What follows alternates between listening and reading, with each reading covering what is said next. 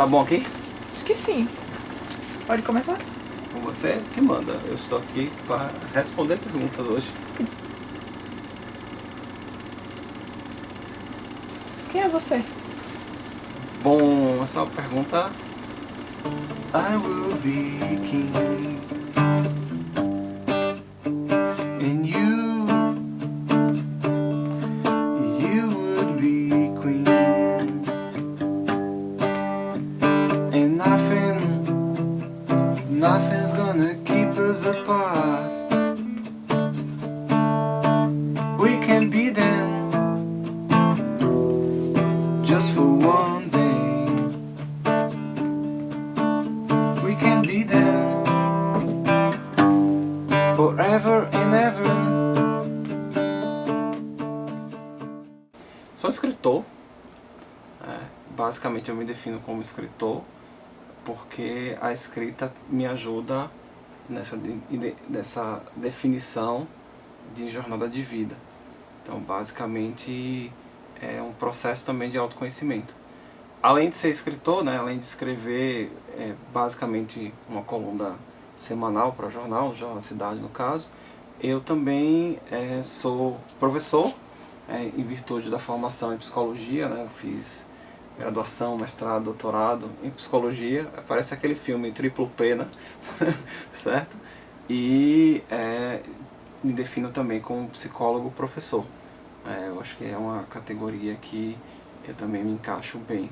É uma pessoa que trabalha fundamentalmente, eu acho que o que entrelaça tudo é a educação. Eu trabalho com educação, né? Seja na sala de aula, seja na escrita, porque a maioria dos meus temas eles giram em torno desse longa jornada que a vida nos dá de aprendizagem. E acho que é isso, acho que é, sabe, resumindo, sou escritor, professor, psicólogo. Mas quem veio primeiro foi psicólogo. E a Quem psicologia veio primeiro não necessariamente, né? Porque se eu for olhar assim, por que eu fiz psicologia? Então. Certo? Por que eu fiz psicologia? Na época eu gostava muito de ler Machado de Assis. E eu achava que as tramas que o Machado de Assis trazia eram tramas extremamente psicológicas. Então, aquilo me fascinou muito, não a escrita em si, me fascinou muito a possibilidade de eu ter assim, um conhecimento sobre por que as pessoas fazem certas coisas, por que certas coisas impactam na vida das pessoas e transformam para o bem ou para o mal certas existências. Então aquilo me interessou bastante. Minha mãe queria que eu fizesse direito, mas aí eu escolhi psicologia muito mais por esse intuito de ter esse conhecimento. E dali foi puxando outras coisas, né? Eu lembro que se eu for pegar assim o porquê psicologia, né? O porquê psicólogo, né? Meus últimos anos do ensino médio não foram essas maravilhas todas. Eu não gostava muito da escola que eu estudava, não gostava muito das pessoas. Eu acho que aquela categoria rebelde estava bem ali presente, né?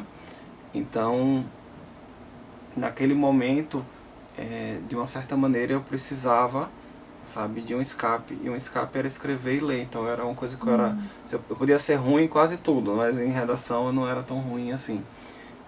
Então aquilo me dava um certo escape.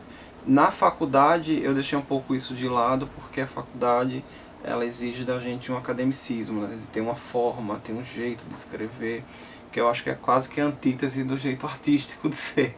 Muitas vezes você é obrigado a encaixar certas coisas em certos padrões, e eu fui tentar aprender a encaixar essas coisas em certos padrões, que é o que uma faculdade, uma academia exige da gente.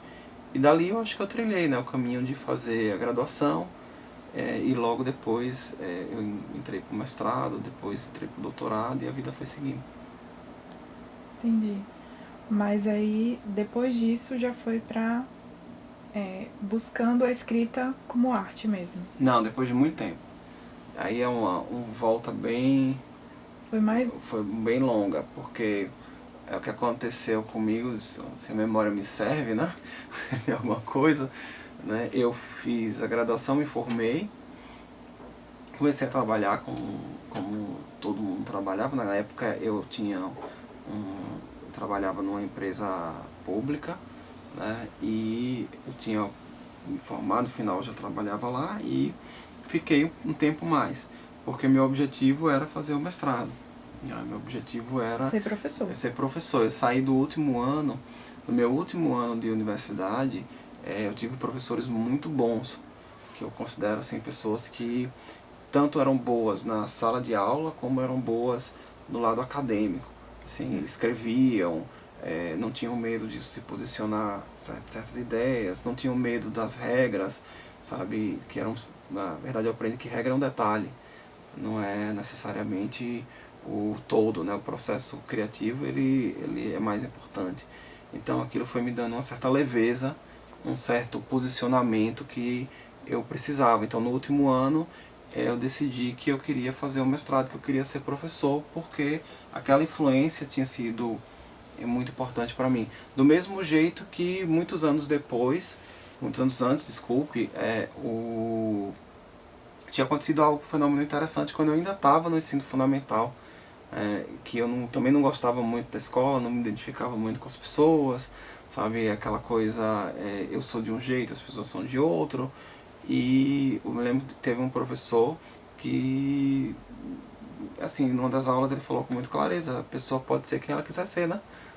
Não é ninguém que vai dizer a você quem é que você pode ser, o que você deve ser e como você deve seguir sua vida. Então aquilo foi bastante libertador para mim. E lá na frente, do mesmo jeito, no último ano de faculdade, essas pessoas abriram um leque de oportunidade que é assim, olha, existe um mundo acadêmico aqui que você não explorou, que não é esse mundo chato de regras, que é um mundo de fazer pesquisa, e pesquisa é um ato de criatividade. Então você tem que ser criativo, sabe? Você tem que explorar a sua criatividade em busca de respostas para algumas perguntas que importam para um número significativo de pessoas. E aí foi aí que eu decidi que eu queria ser professor, porque eu realmente percebi esses dois lados da moeda.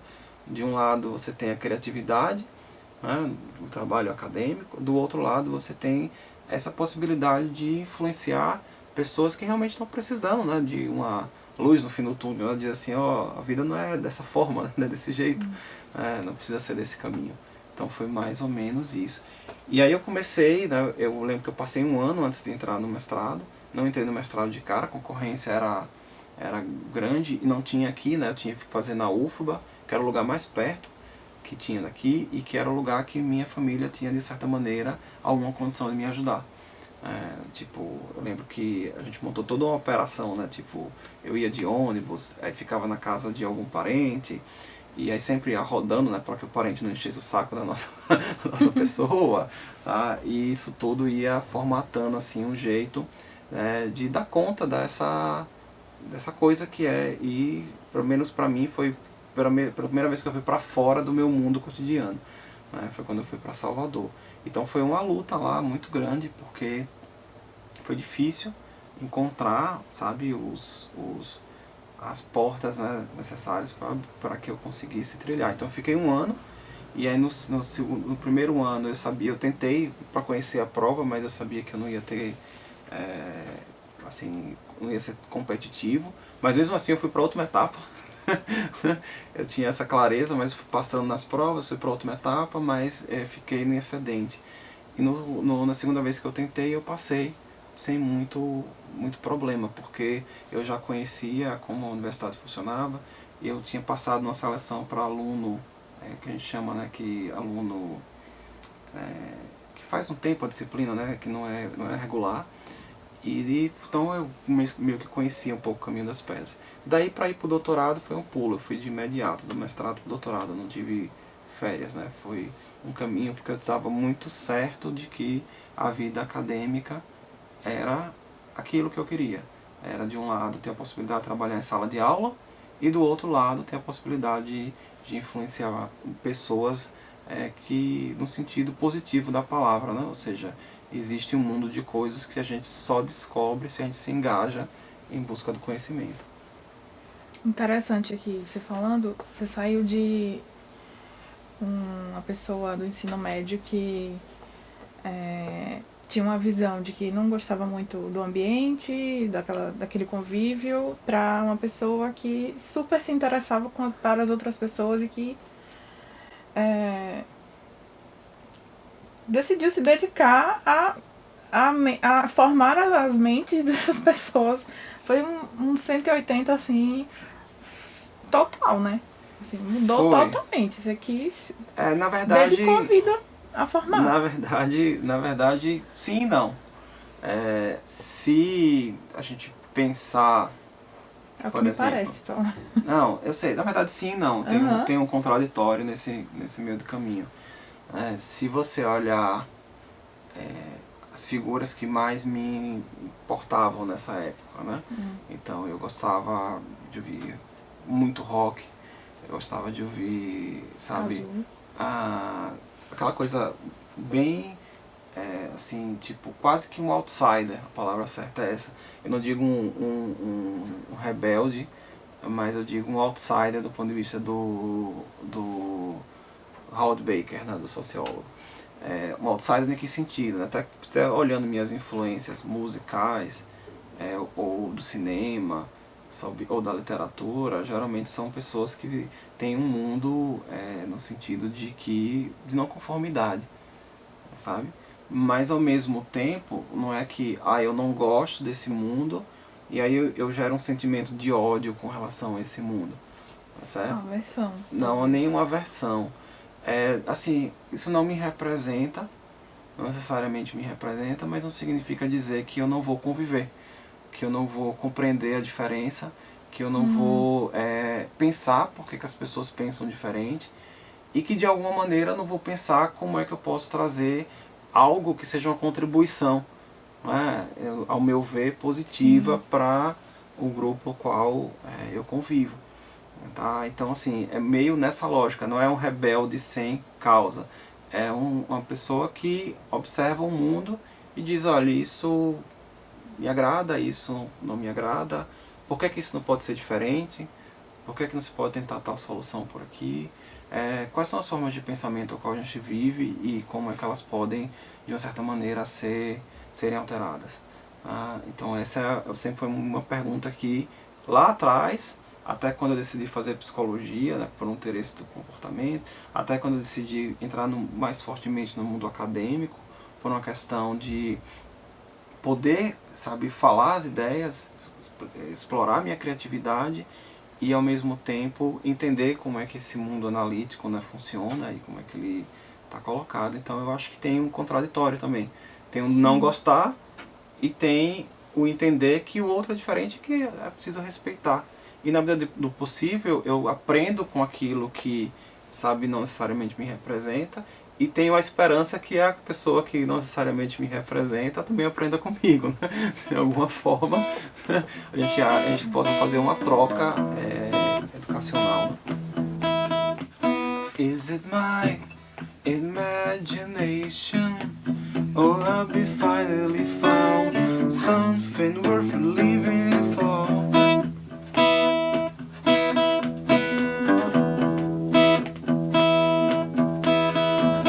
I was looking for some action, and all I found was cigarettes and alcohol.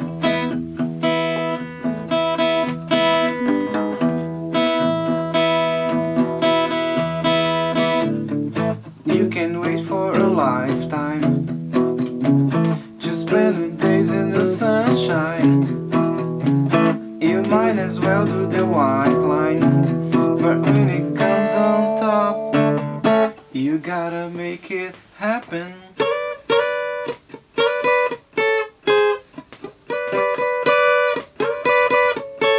Is it worth the occupation to find yourself a job when there's nothing worth working for?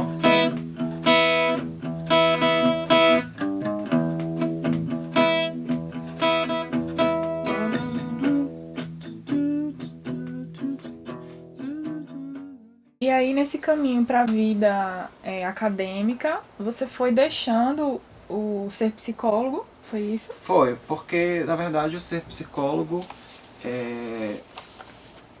nunca necessariamente me cativou assim, sabe? Aquela pessoa ter consultório, atender, Clínica. clínica.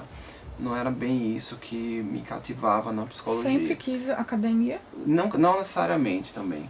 Porque, Por que a psicologia, eu entrei então? a psicologia por conta do comportamento, como é que você pensar faz. só. Exato, como é que você faz para transformar. Então já era academia mesmo. Já era uma coisa, mas não foi uma descoberta do primeiro momento. Sim. Não foi uma descoberta de papum aqui, cheguei Não tinha agora, formato já. não. Todo mundo entra, me lembro que no primeiro semestre de psicologia, todo mundo entra assim, o meu consultório vai ter assim, papado, e aí a galera começa lá no final a descobrir que essa história de consultório custa caro e não tem cliente, né?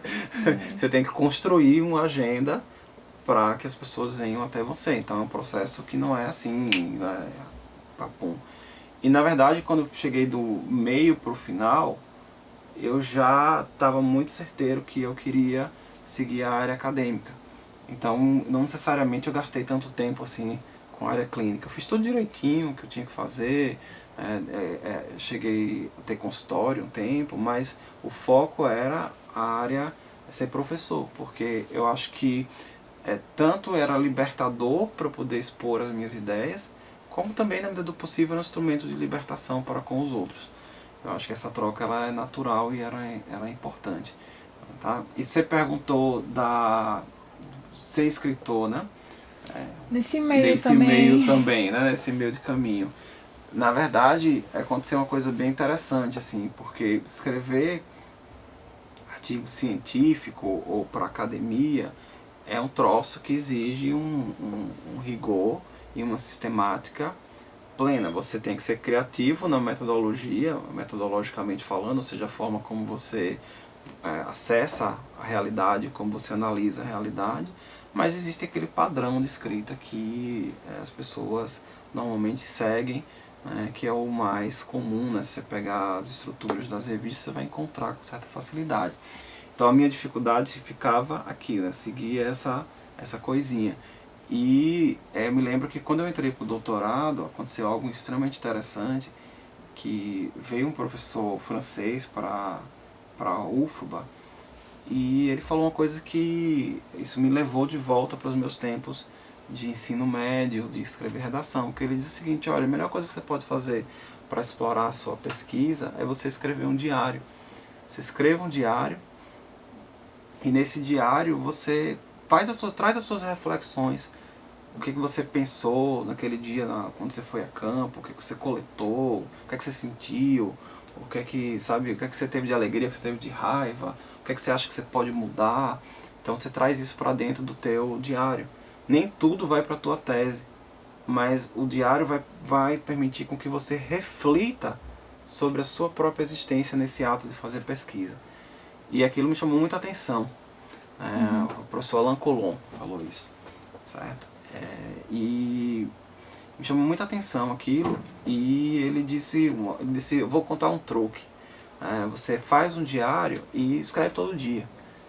E se você não tiver nada para dizer naquele dia, você escreve no diário assim: hoje eu não tenho nada para dizer. Porque a chance da segunda frase sair é enorme, entendeu? Então você não vai. Só que eu não faço pesquisa ainda. Você não vai perder nada com isso. Então aquilo me ajudou substancialmente, assim, porque eu comecei a escrever, voltei a escrever todos os dias. Porque uma coisa é eu escrever para tese, uma coisa é escrever para dissertação, que para mim era sofrível, sabe? Para mim era uma coisa assim: agora eu tenho que pegar essa citação, colocar essa citação aqui, fazer uma reflexão sobre essa citação. Era um troço extremamente mecanicista, pelo menos para mim. A minha viagem fenomenológica, sabe? Tipo assim, a minha experiência é que era extremamente chato, né? E quando ele trouxe esse elemento para mim, a coisa ficou divertida, sabe? Tipo, eu comecei a escrever todo dia. Infelizmente, esse diário eu perdi, porque porque o computador deu pane, computador de estudante, né? Que a gente faz ele durar 25 anos. E aí ele deu pane e eu perdi o diário, mas grande parte do diário eu incorporei na tese. Então as análises que estão na minha tese de doutorado, uma parte significativa, foram feitas porque eu fiz o diário. Então, na verdade, eu ia lá, poxa, mas aquela ideia que eu tive no dia que eu entrevistei essa pessoa, aí eu buscava no diário, colocava lá, ficava e já estava pronto, sabe? Porque bastava editar, então o processo ficou muito mais tranquilo, ficou muito mais fluido. E teve um elemento aí nesse processo também, e que é por esse motivo que eu perdi também o diário, né? Porque no penúltimo ano do doutorado eu fiquei doente, tive câncer. E aí minha vida mudou assim por completo, né? E eu me lembro que a minha tese estava pronta, assim, a minha tese mecanicista estava pronta antes de eu ficar doente. Eu precisava, era a questão de arrumar defesa, tudo, mas a minha cabeça, ela estava pronta. E aí eu fiquei doente, perdi um tempão, praticamente um ano que eu perdi. E aí quando eu fui reler a tese eu não gostava nada disso, nada estava escrito. Então o que na verdade salvou a tese foi eu reescrever ela a partir do diário. Entendeu? Então o desgosto que eu senti do mecanicismo foi compensado por aquilo que eu tinha escrito espontaneamente, criativamente nessa outra ferramenta. Então quando eu fundi as duas coisas, aí pra mim fez sentido. Porque aí, você sentiu tudo de novo, né, quando você escreveu. Porque, ou quando você leu. Não, na verdade quando eu li eu não senti nada. Pra mim era um texto vazio. A pergunta que eu fiz meio que minha própria banca, né? O que é que essa pessoa quer dizer? O que ela está defendendo? Certo? O que é que ela está defendendo? Se eu espremer aqui, sai o quê? E tipo, eu mesmo espremendo não saía muita coisa, mas quando eu trouxe para dentro essa vivência de escrever todo dia para a tese, aí fez sentido. Porque é meio que você pegar um desenho preto e branco e colorir. Você está colorindo com o quê? Com a experiência do próprio pesquisador. Do próprio, sabe, do próprio sujeito que pesquisa, né? Que viveu aquela pesquisa todo dia. Certo. Então você estava em Aracaju quando você estava... Eu estava em Aracaju. Terminando o doutorado? Estava em Aracaju já. Estava em Aracaju, eu fiquei doente em Aracaju. Porque na verdade eu ficava indo e voltando, né? Teve um período que eu tive residência fixa em Salvador. Mas mesmo assim, quando eu tive residência física assim, né? Tipo uma tenda, como minha esposa chamava, eu ficava indo e voltando. Então minha vida tem sido um eterno ir e voltar de vários lugares. Então, tipo assim, isso é uma coisa que me marca bastante. E eu tava aqui quando fiquei doente e aí eu já fiz tratamento. Então, já foi aquele ano... Não digo a você que foi um ano perdido, porque... Não foi um ano perdido, foi um ano que eu aprendi muita coisa. Então, não foi um ano que de todo ruim. Né? Foi uma experiência dura, difícil, mas não foi de todo ruim. Eu aprendi, pelo menos eu acho que me transformou como pessoa. E me deu um estalo também muito forte de assim, eu preciso viver, né? Tipo, né? Como é que faz, sabe? Como é que organiza. Porque senão você não é um bilhete premiado, né? Não significa que se você tirou aquele bilhete, você não pode ter novamente, certo? Então, mas, como é que é, né? Segue o jogo pra vida, né? Então minha vida meio que acelerou assim, acho que muito depois disso. De um jeito que até hoje nunca desacelerou, assim, sempre foi uma coisa muito acelerada, o que eu tenho uma enorme gratidão, porque eu gosto de dizer assim que a vida me dá inúmeras oportunidades de me surpreender, né? Tipo assim, quando eu menos espero, alguma coisa acontece e, poxa, eu tenho uma experiência diferente. E isso é o que eu acho que é o mais bacana da experiência de viver. Tem como...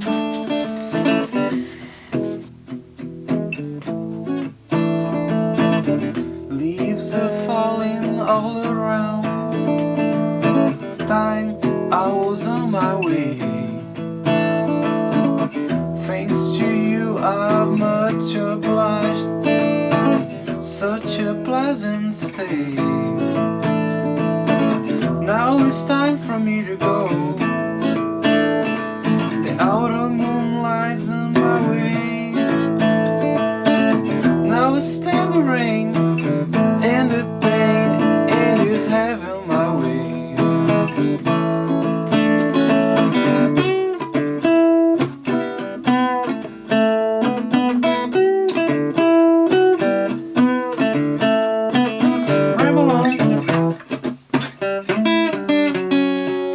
sing my new song. On my way.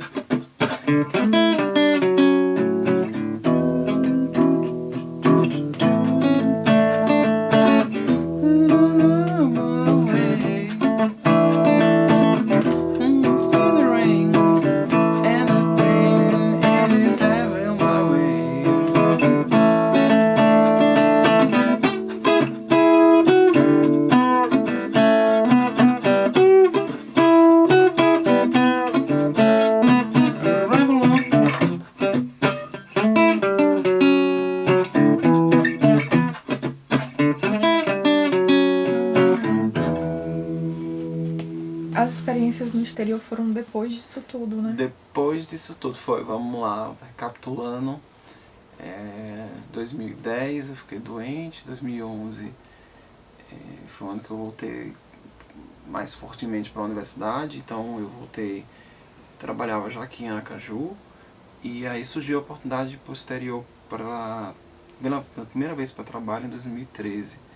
Na verdade, duas coisas aconteceram interessantes em 2013. Né? Em 2013 eu fui contemplado com um programa das Nações Unidas, que é um programa da Escola de Direito Internacional em Haia. Então foi uma escola que foi um programa maravilhoso, porque tinha gente do mundo todo. Então é como se você toda manhã tivesse, sabe, gente de todos os cantos do mundo, todas as culturas. E aquilo foi muito enriquecedor na Holanda.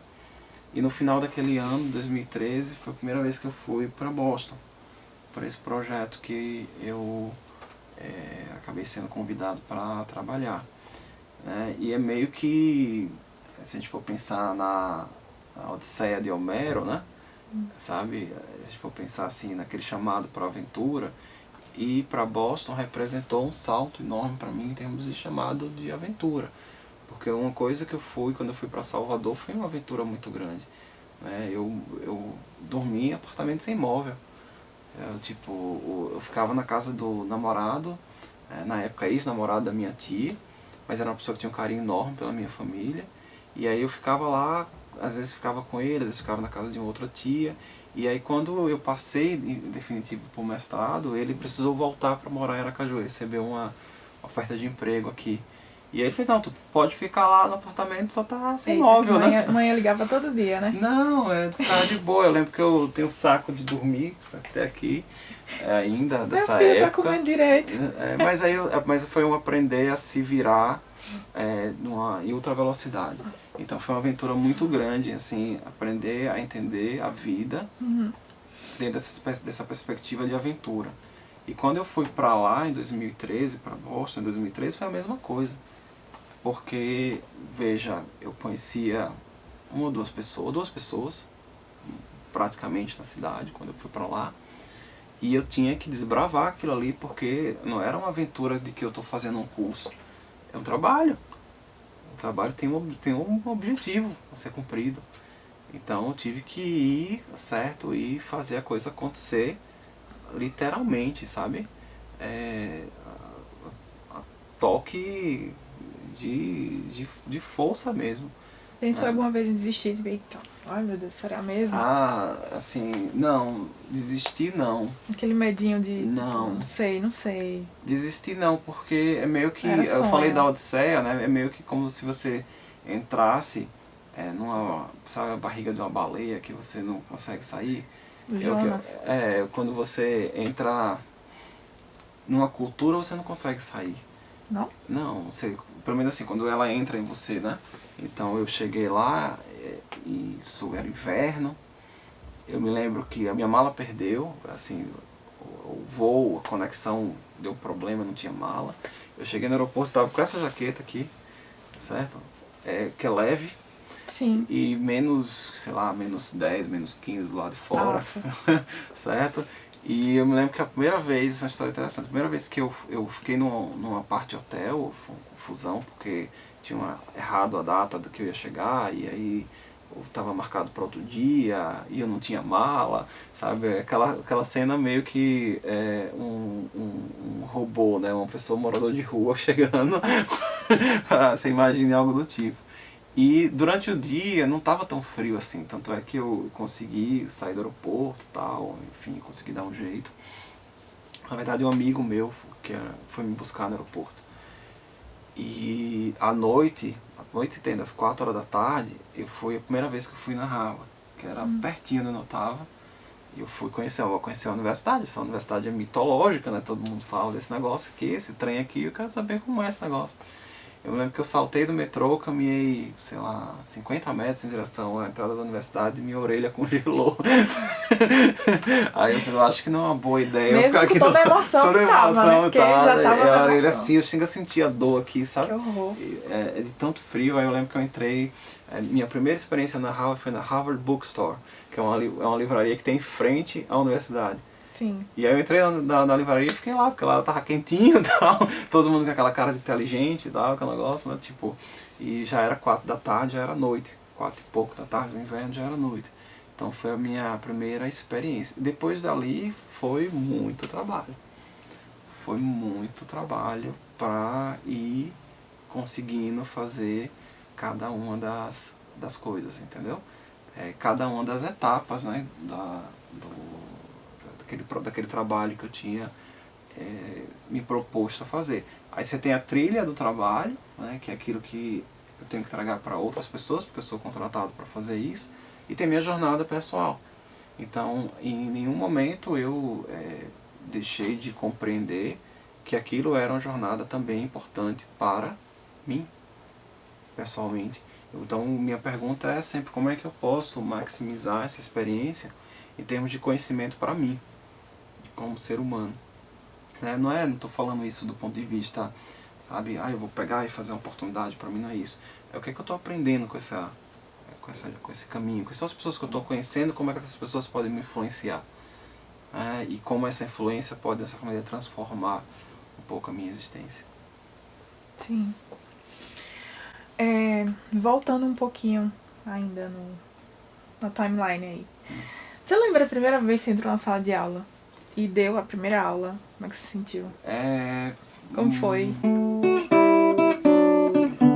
Get back, Joe.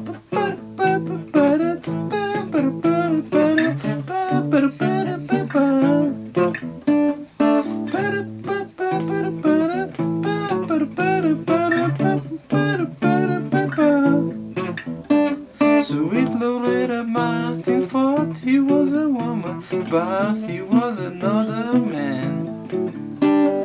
All the girls around said she's got it coming, but she get it while she can. Get back, get back, get back the way you once belonged. Get back, get back, get back the way you once belonged.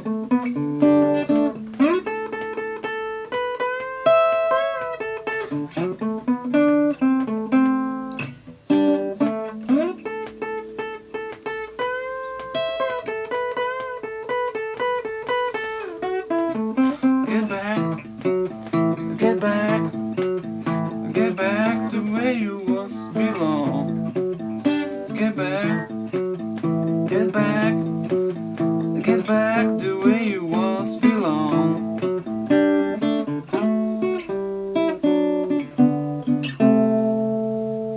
Então, a primeira experiência de dar aula foi meio aterrorizante, né? Porque a gente tem um lado mecanicista da aula que eu não estava acostumado. Tipo, preparar a aula, saber o que eu vou dizer em cada momento. Metodologia. Tal. Porque na minha cabeça é assim, puxa, eu tenho 2 horas, né? Vou dizer para essas pessoas em 2 horas, né? Eu não tenho assunto para falar 2 horas, né? E aí, tipo, então foi muito mecanicista. E para mim aquilo era um sofrimento no sentido de que, poxa, não é isso que os professores que me inspiraram a ser professor faziam. Então como é que eu faço para chegar pelo menos no mesmo nível dessa pessoa aqui? Sim. E não tem uma receitazinha de bolo. Porque você não é aquelas pessoas. Não, e você não tem uma receita de bolo e você não consegue, não é nem imitar as pessoas, você tem que desenvolver o seu jeito. Sim, o seu jeito. O seu jeito. E esse jeito vem da sua experiência. certo? Vem a partir da sua vivência, da cultura, das culturas que vão entrando em contato com aquilo que você é. E aí você vai ganhando um ritmo. Tanto é que hoje, se eu preparei 100 slides para aquela primeira aula, não lembro quantos slides, mas uma quantidade absurda de slides. Porque por falta total de assunto, né? Que pena. Que pena, né? Que sofrimento que a galera passou, né? Hoje eu já não tenho essa preocupação. Se tiver slide, teve. Se não tiver, tá de boa. Porque, na verdade, o conteúdo já está no meu jeito de ser. Então o assunto não... Sabe, ele vai ser dado didaticamente, mas ele vai ser dado, vai ser enriquecido pelas experiências de vida ao qual eu tenho. Então é conceito mais experiência, mais aplicação. E eu acho que isso também, se a gente for olhar do ponto de vista artístico, é um ponto importante, porque é a briga entre o narcisismo versus o universalismo. Certo? Se você tem de um lado o narcisismo, né, tipo, quem sou eu no mundo e esse eu é legítimo no mundo e eu aprecio a mim mesmo, e o outro lado é como essa experiência de uma única pessoa, ela pode ser comum a várias outras pessoas. Então quando eu falo dos meus professores lá no ensino médio ou da universidade, aqueles que me influenciaram, é uma experiência universalista. Eu entendo que tem um narcisismo da pessoa, ele é um narcisismo necessário para ela impulsionar para frente, porque ele está levando, ele está lhe chamando a atenção para uma experiência que é universal. E essa experiência universal eu acho que ela é muito rica dentro da educação, e a gente não pode desconsiderar ela de modo algum. Narcisismo, você está falando aí do fato de estar falando sobre si mesmo? Eu acho que o narcisismo é de você alocar um conceito dentro da sua experiência de vida. E aí eu vou deixar isso muito vívido, porque, né? Às vezes essa palavrinha tem sido usada muito pejorativamente na internet. Pronto. Né? Vamos lá, vamos... Pode ficar meio estranho para quem está ouvindo. Narcisismo no sentido de você ser capaz de reconhecer a sua própria personalidade dentro dos eventos ao qual a gente convive. Então, e esse é um ponto crucial, porque, veja, escrita a personalidade. Você lê a personalidade do autor através das palavras dele. Sim. Então, tipo, uma pergunta fundamental é quem é essa pessoa que escreve? Então, outra pergunta fundamental em educação é quem é esse professor que ensina, né? Isso é natural. Isso é o lado do lado dessa lógica Narciso, né? Sim. Ela é importante. Qual é que é o defeito do Narciso? O Narciso acha feio que não é espelho, né? E aí do outro, o que é que compensa o Narciso nessa história? O universalismo. Então existem experiências que ela impulsionam muitas outras pessoas. Então elas é legítimo que elas sejam expressadas, que elas sejam contadas e que elas sejam exemplificadas através de conceitos, né? Você tem um conceito da psicologia exemplificar isso, porque ela entra para um caráter muito mais universalista da experiência. Sim. E eu acredito que é isso que, quando a gente pega grandes livros, né? Romeu e Julieta. Romeu e Julieta é a história daquele amor, entre aspas, quase impossível, que, baseado na força da personalidade de dois personagens fortíssimos, mas, ao mesmo tempo, aquilo ali é uma experiência universal. Aquela coisa, né, que nunca foi incompreendido no amor, né? Então, assim, é uma experiência universal. Então, ela serve como esse parâmetro. Por isso que eu acho que é de extrema importância a gente também mover a educação entendendo que é legítimo para o professor trazer as suas experiências, o seu narciso, ao passo que ele também não ache feio que não é espelho, né? E ao mesmo tempo que ele faça isso, impulsionando um universalismo, que aquelas experiências sejam comuns. Perfeito.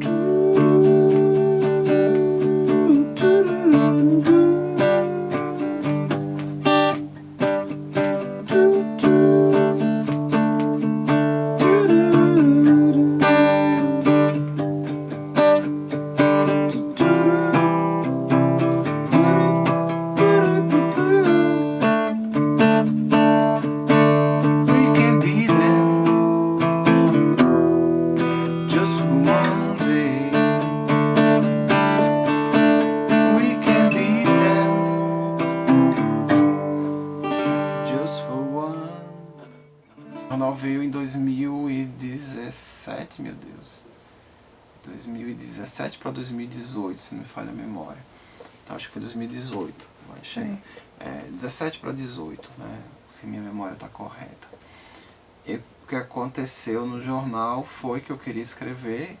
Eu senti essa vontade de voltar a escrever e escrever sobre minha perspectiva de educação.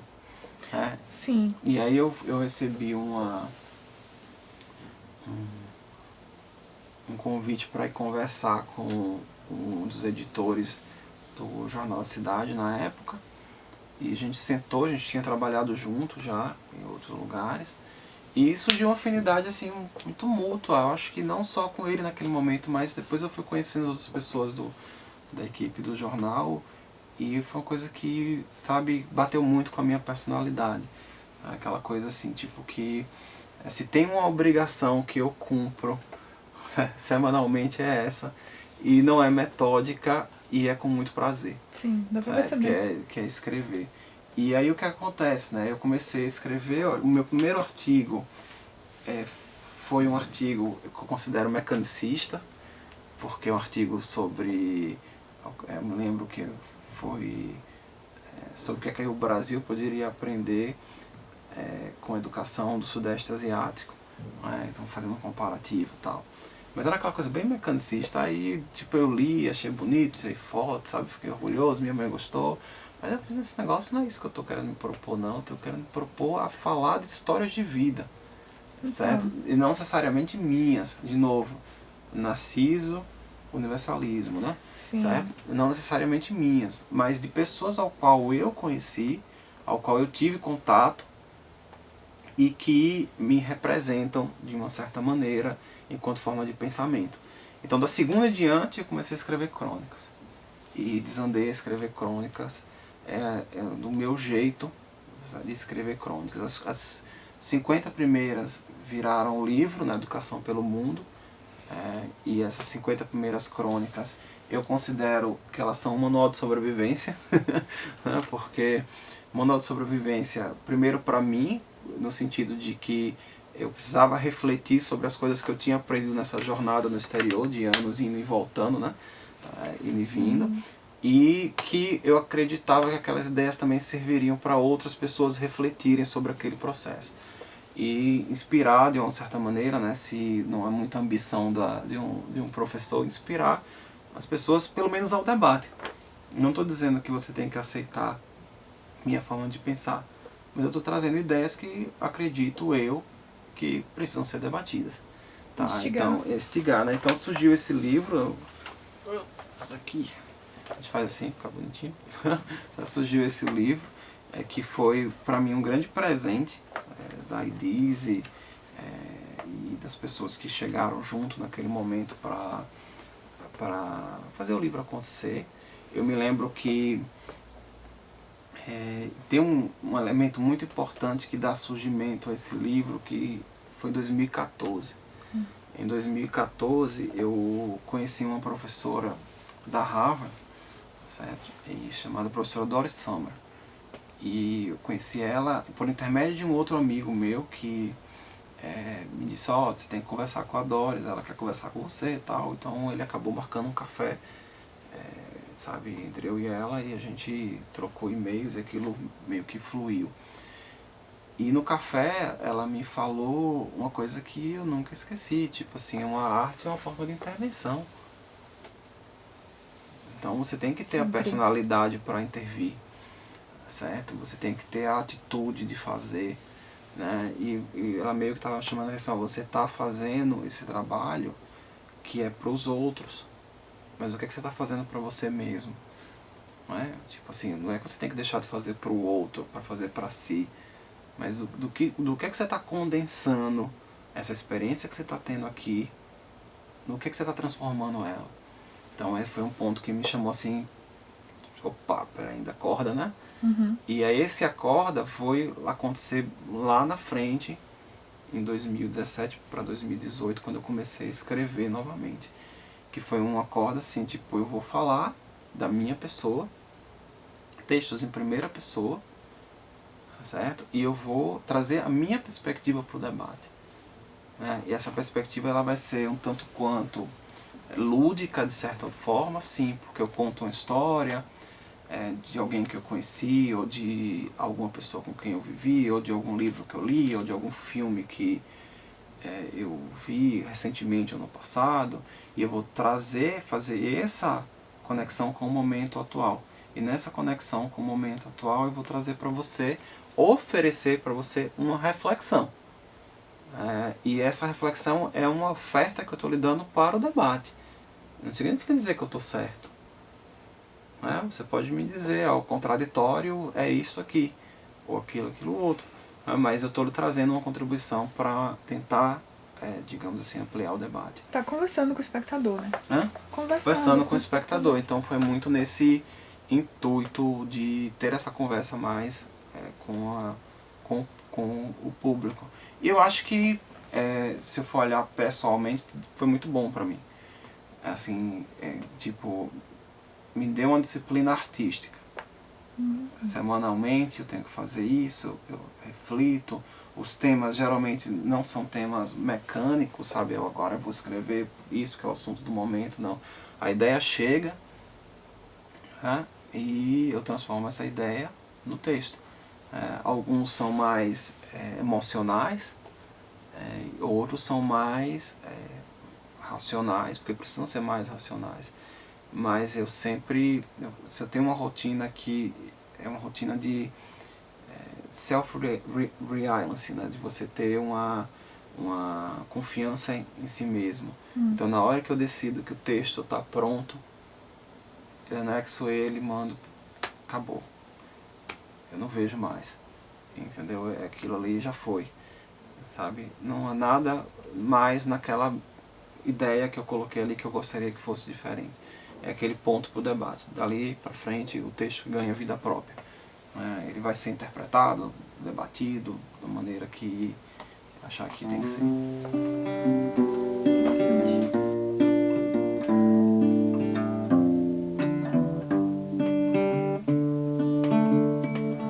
Come down off your throne and leave your body alone.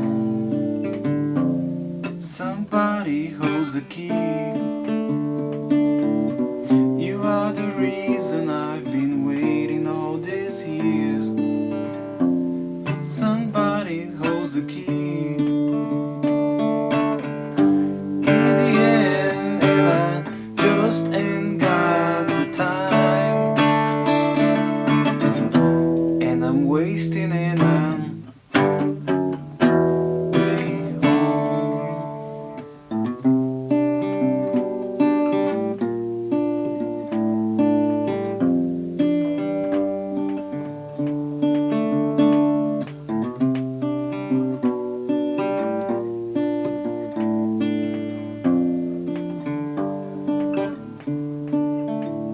Você sai um pouco da inocência do que é educação, sabe, do idealismo do que é educação, certo? Que vamos mudar as pessoas, para as pessoas transformarem o mundo, para a gente entender que a educação ela tem um viés que é transformativo, mas também tem um viés que é do debate, e que o debate ele não é ingênuo.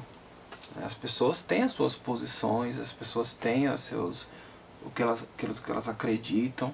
Então há também um confronto dentro do espaço educativo. Cultural. E que é preciso que a pessoa esteja aberta e preparada para o debate. Aberta no que sentido? De a gente ouvir o outro lado e estar preparado para debater sobre o outro lado. Então a gente não pode ter aquela figura ingênua que tudo transforma de qualquer forma. Não, a gente tem que entender que existem métodos, caminhos, possibilidades criativas que podem ser ou podem não ser mais eficazes a partir de como a gente utiliza esse conhecimento. Eu acho que esse ponto, a minha ingenuidade, o meu idealismo inicial foi sendo substituído paulatinamente por uma metodologia crítica mais criativa. Sem abandonar o senso artístico. Entendeu? Que bom, né? Foi substituindo, assim, paulatinamente eu fui colocando que eu preciso estar dentro sabe, conhecer e ser capaz de criticar aquilo que existe. E não posso ter medo disso, de nenhuma forma. Na verdade, eu não estou fazendo por mal, eu não estou dizendo que tal coisa é boa ou ruim, por bondade ou por maldade. Na verdade, pelo propósito e senso de transformar e de melhorar aquilo que está sendo feito. Perfeito. E aí, se for olhar assim, é engraçado, né? Porque são choques culturais, né?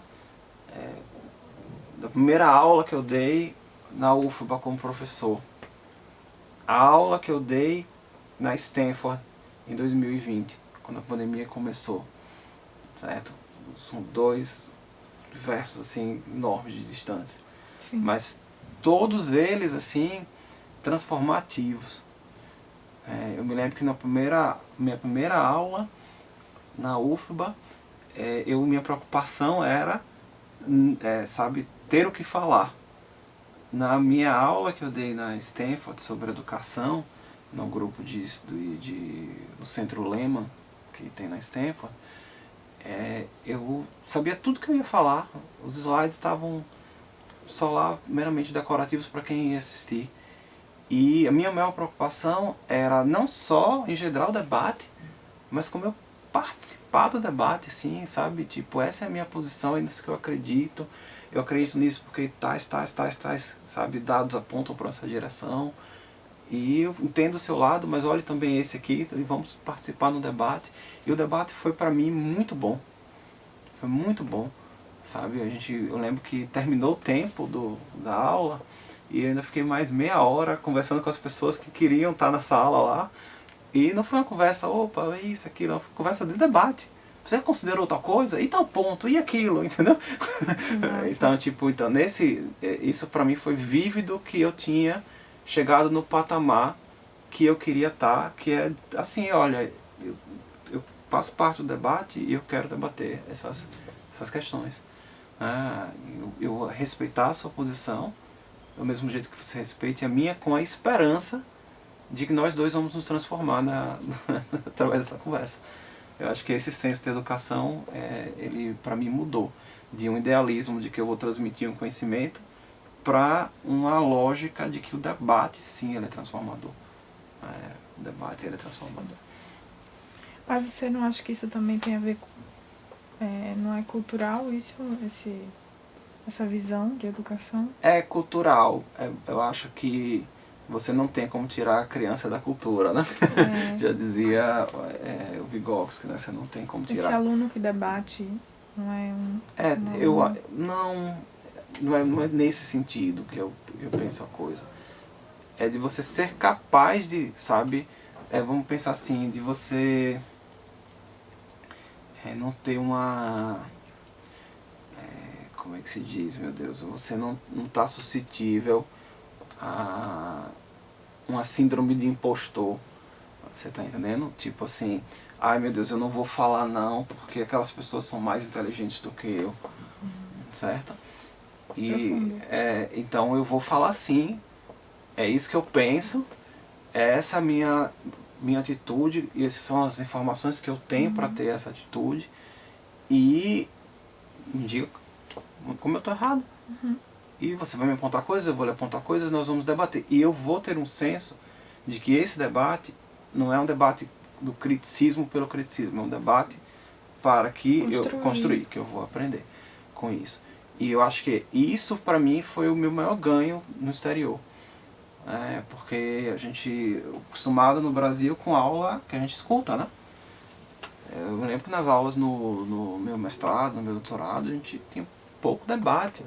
Muito respeito pelos professores, eu respeito enormemente pelos professores até hoje, certo? Muito, mas era o espaço que, assim, a gente tinha, nós estávamos ali, nós ouvíamos, nós estávamos ali para aprender, e os debates que a gente tinha eram debates muito mais isolados, a pessoa com o orientador dela, sobre a tese, sobre isso, aquilo, eram mais pontuais.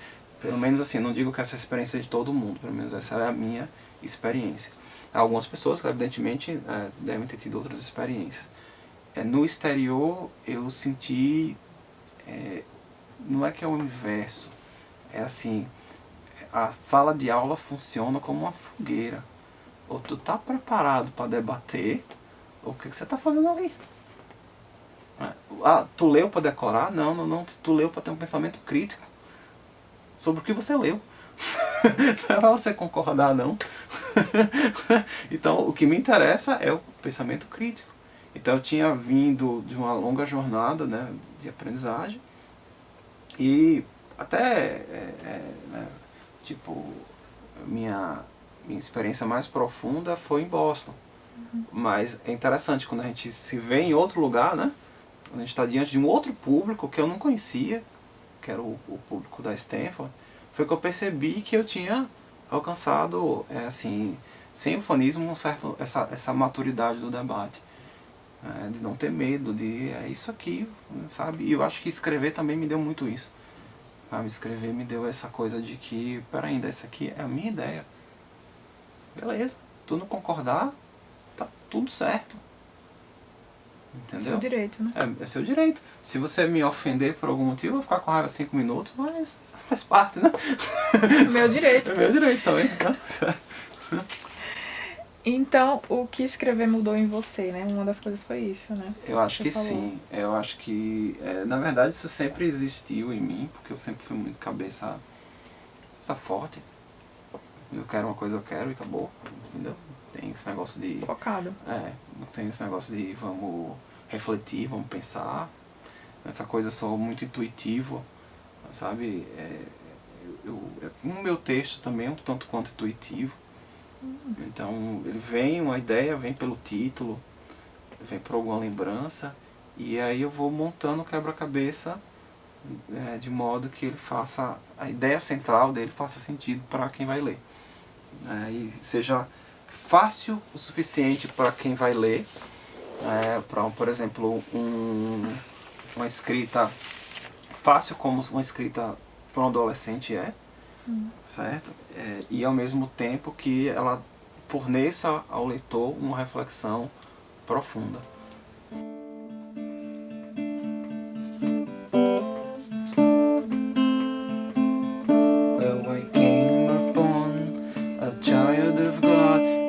Walking along the road, and I asked, brother, where are you going? This he told me.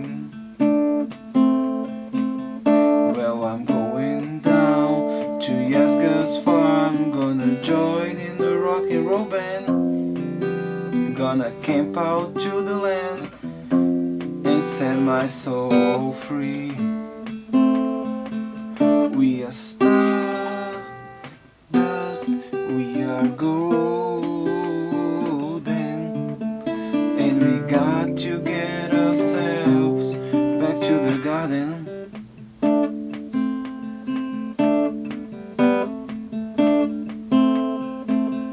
By the time we walked to Woodstock, we were 500,000 strong, and everywhere was a song and a celebration.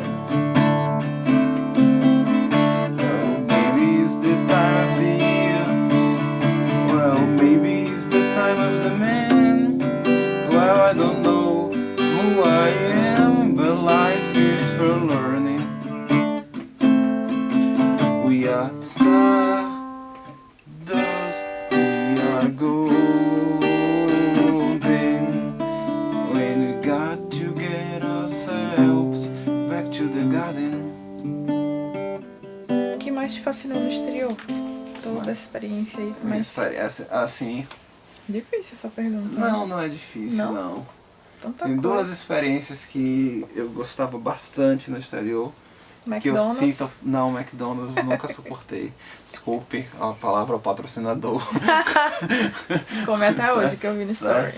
Como até hoje, mas não muito paulatinamente. Mas tem 2 experiências que eu acho que pra mim são extremamente profundas. E que eu, de certa maneira, sinto falta aqui. A primeira delas... Não. A primeira delas é que as bibliotecas são espaços onde as pessoas são bem-vindas, certo? Então esse é um primeiro ponto. E quando eu digo bem-vindas, eu costumava chegar na biblioteca e até uma coisa assim, tipo narcisismo, né, do lado ruim da coisa. Se tu falar da Widener, que é uma biblioteca de altíssimo nível como a Widener na Harvard, tipo, né, é um negócio extraordinário. Nem todas as outras vão ser assim nos Estados Unidos, mas de modo geral as bibliotecas das universidades são boas, são espaços convidativos. Pelo menos as que eu visitei são espaços convidativos no sentido que você, estando lá, você pode passar o dia lá. Você chega de manhã, sai de noite. Eu cansei de sair da Widener na Harvard na hora do fechar. Eu tô lá sentado no computador e o segurança vem, vamos pessoal, já é meia-noite. Eu nunca fui, só que pelo que eu vejo é até esteticamente atraente.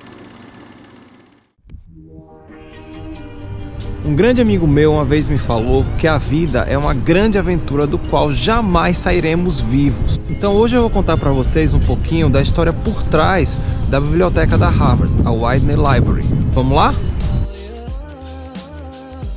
O Widener, ele foi um aluno da Harvard que infelizmente faleceu no Titanic. Ele era um colecionador de livros muito preciosos e deixou uma instrução para sua mãe no seu testamento para que seus livros fossem doados para a biblioteca da universidade e se tornassem a Widener Collection.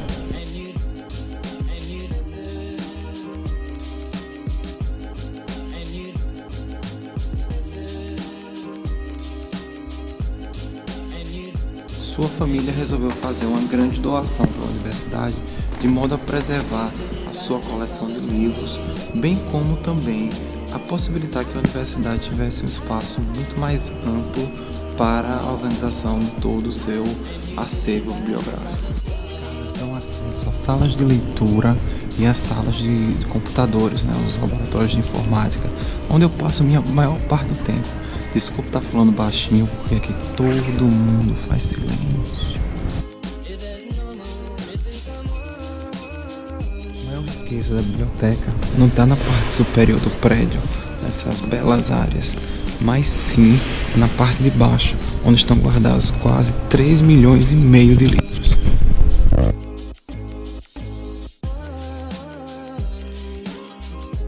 Para eu chegar na seção de psicologia, eu tenho que pegar um segundo elevador.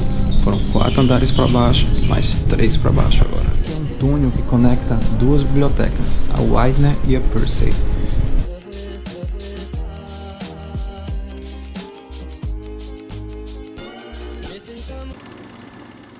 Aí você tem aquela questão de que o ser humano precisa de beleza na sua vida, né? Então, tipo assim, né? Você tá num lugar que é convidativo. Isso. Que você se sente bem esteticamente.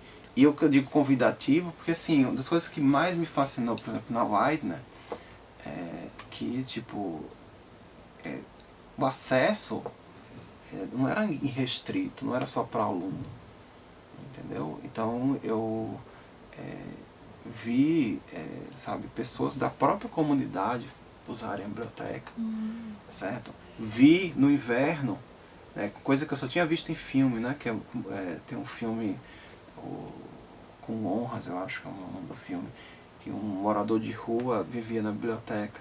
Mas eu cansei de ver pessoas que em condição de rua utilizando a biblioteca.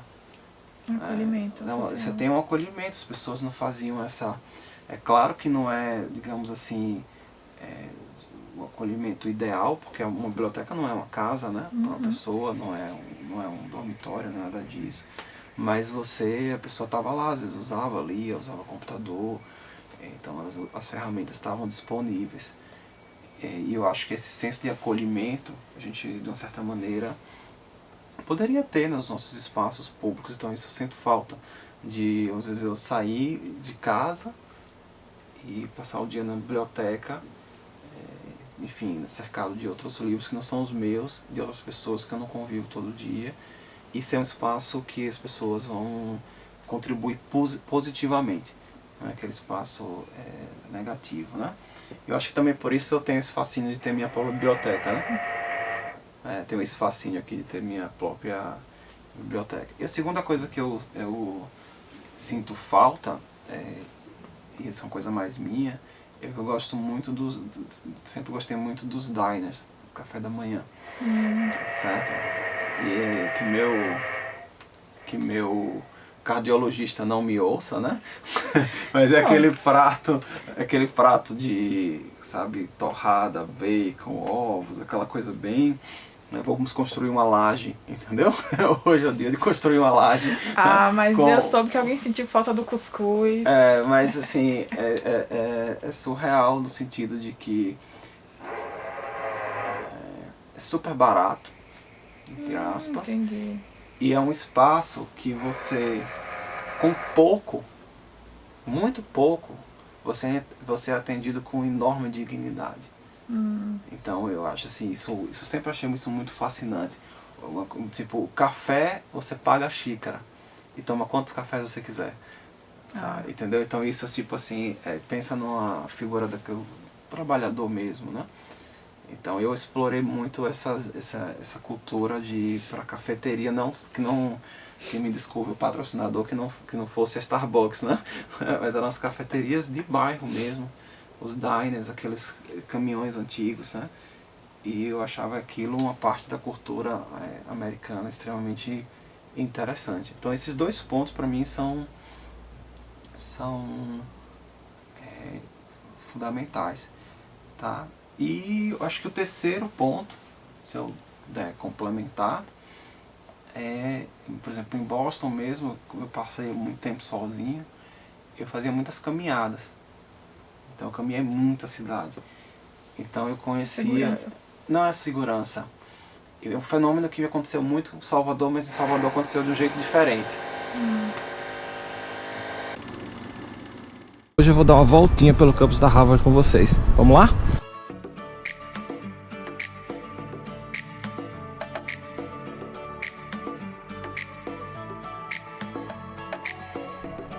Aqui no Harvard Yard, né, o pátio da universidade, eu considero como sendo a parte central, o coração da instituição, por onde muitas pessoas passam, muitos turistas, e esse pátio ele é cercado por prédios onde os alunos de graduação residem, especialmente no primeiro ano. Atrás de mim está a estátua do fundador da instituição, John Harvard, que ele foi um pastor que doou seus livros e recursos para que a universidade começasse. Ele morreu muito cedo.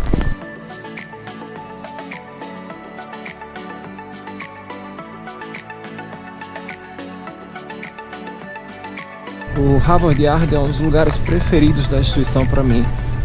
Acho que é um dos lugares mais bonitos de se caminhar, especialmente na primavera e no verão.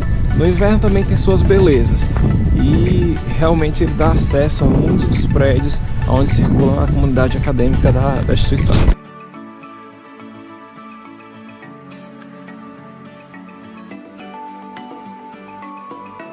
Aqui atrás de mim está a capela da universidade. Ela é bem representativa, né? Geralmente as universidades americanas elas seguem esse modelo. Você tem a capela de um lado do pátio e você tem a biblioteca, né, central do outro lado do pátio, alguns dos prédios principais. Então ela é bem representativa do modelo americano, né, da influência que essa universidade tem e que outras instituições elas também seguiram o mesmo padrão e o mesmo modelo. Atrás de mim está o Science Center. Ele abriga salas de aula, laboratórios de áreas de ciências e ele é bem legal. As salas de aula são bem legais.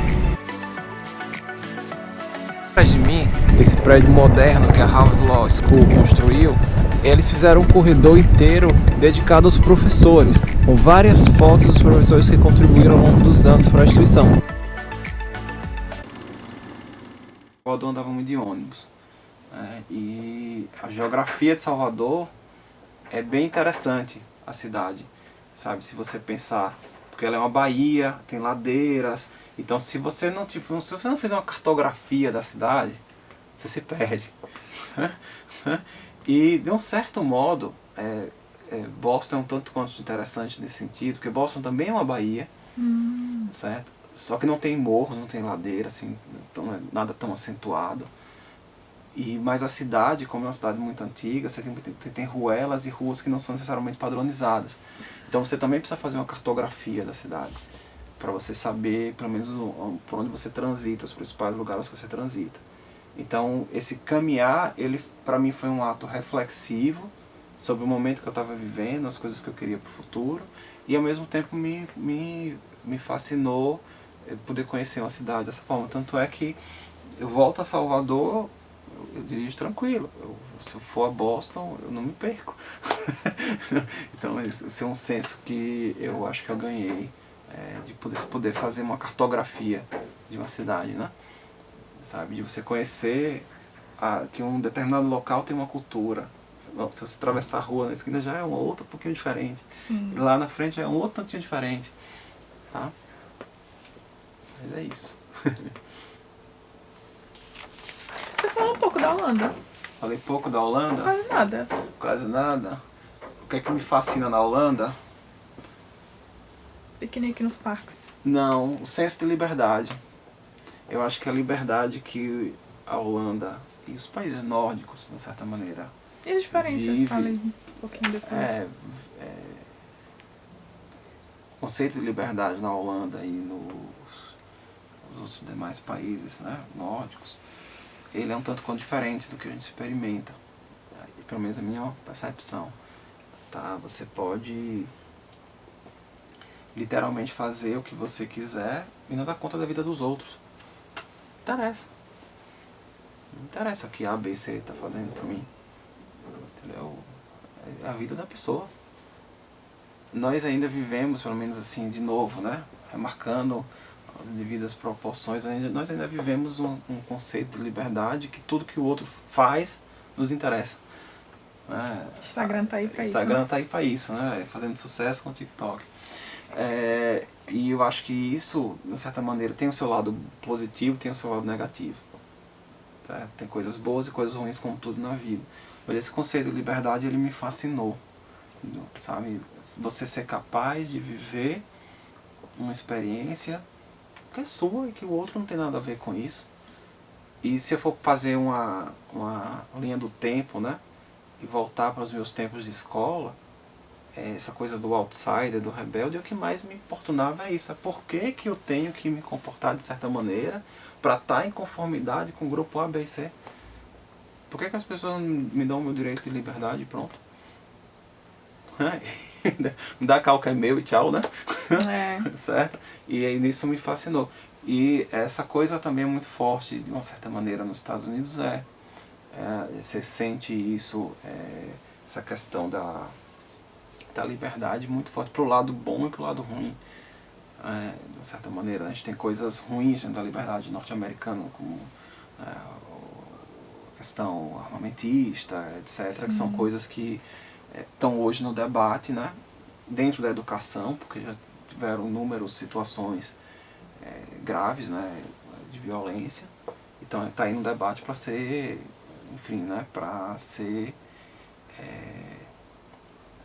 tentar ser solucionado de alguma forma, tá? Então eu acho que foi um ponto que enriqueceu bastante, ter esse contraste, entendeu? Que eu não tinha tido até então. É um choque cultural muito forte.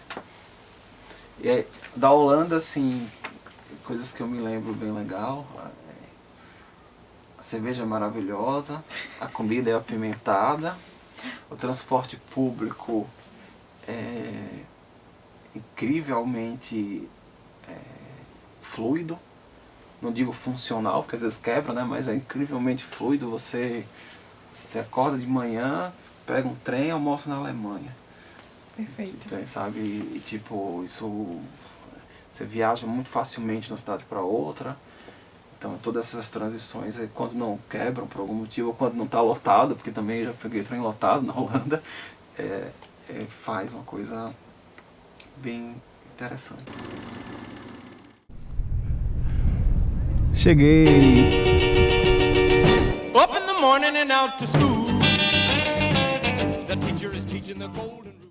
A gente nunca alcança exatamente aquilo que a gente quer, na hora que a gente quer, da forma que a gente quer.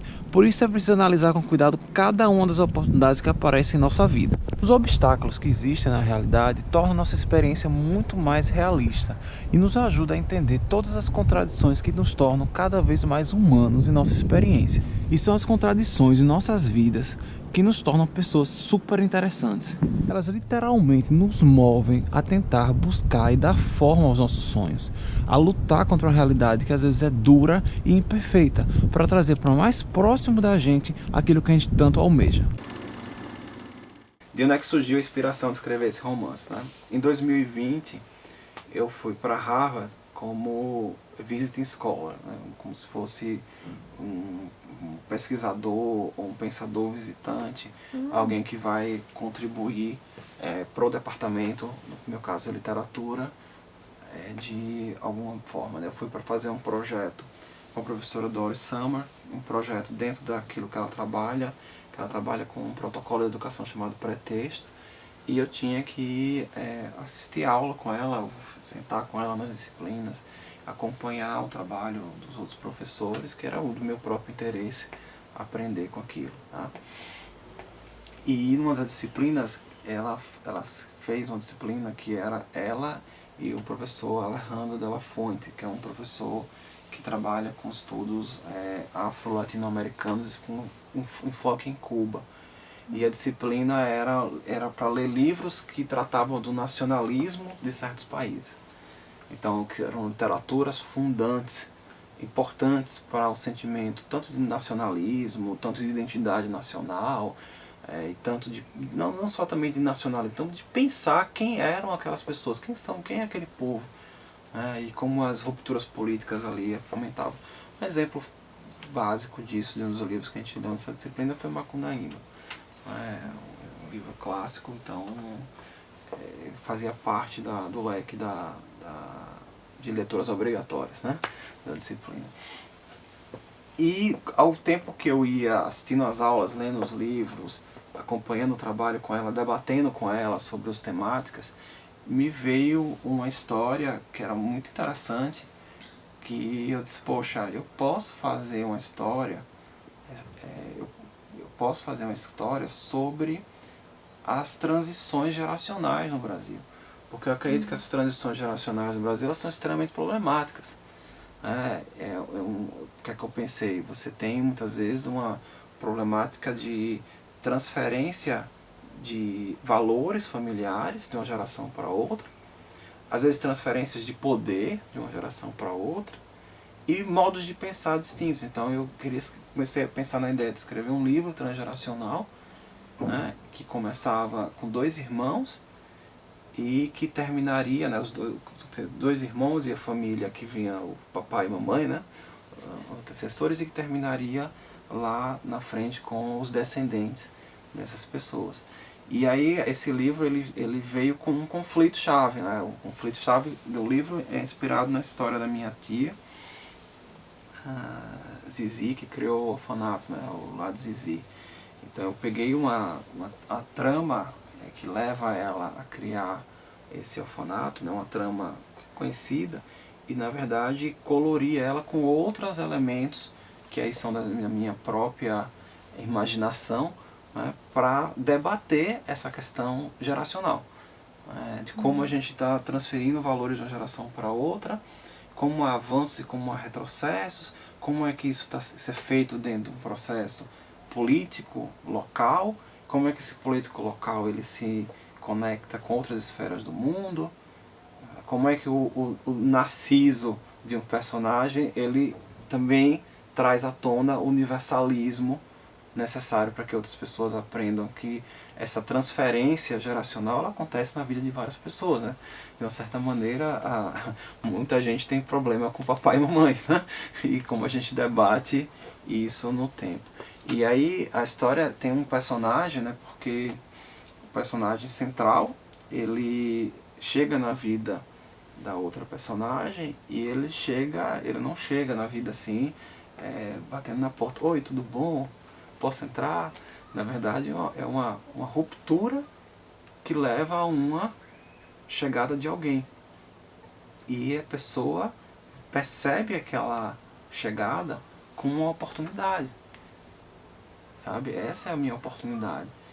E a partir dali que a trama vai se desenrolando, né, para que as transformações sejam necessárias. Eu gosto de dizer que é um livro com consequências, porque o final do livro não é o que as pessoas esperam, não é um final feliz, mas é um final que as consequências provocam uma transformação de comportamento dos personagens. Então, se eu fosse definir o livro, ele é um livro com consequências, mas uma consequência no olhar do que a pessoa precisa mudar no comportamento dela. Não tem jeito, ela vai ter que mudar, sabe? Ela vai poder usar instrumentos para mudar, mas ela não tem mais outra opção. Ela vai ter que mudar. Então é nesse debate que eu quero me inserir. E também eu acho que a gente está vivendo um momento histórico interessante, né? Porque tudo está ligado com essa questão familiar. A gente vive um momento que o país é 01, 02, 03, é família acima de tudo, né? Então a gente tem que debater essa questão do poder familiar, a gente tem que debater essa questão do patriarcado e como isso, a gente tem que debater a questão de como isso tá imbricado na nossa formação cultural, e que a gente não se livra dela, né? A gente não consegue ir para um outro estágio em termos de sociedade que é melhor. A gente continua ainda fazendo as coisas, ou algumas pessoas continuam fazendo as coisas como se a gente estivesse vivendo, desculpe, no império, ou na colônia. O mundo mudou. Então eu acho que nesse ponto eu espero que seja um livro útil nesse debate. Quem é você?